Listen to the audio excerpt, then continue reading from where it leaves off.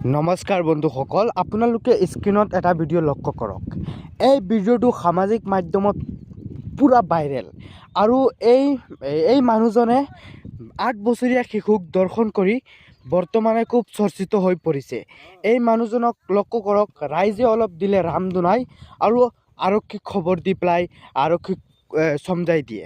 গতিকে মই যিকোনো ধৰ্ম হওক, মই এটাই কথা ক'ব বিচাৰোঁ যে আপোনালোকে যিকোনো ধৰ্ম হওক, আপোনালোকে এইটোক দৰ্শনকাৰীক উচিত শাস্তি দিব লাগে, আৰক্ষীক দিব লাগে আৰু আপোনালোকে আইন হাতত নল'ব।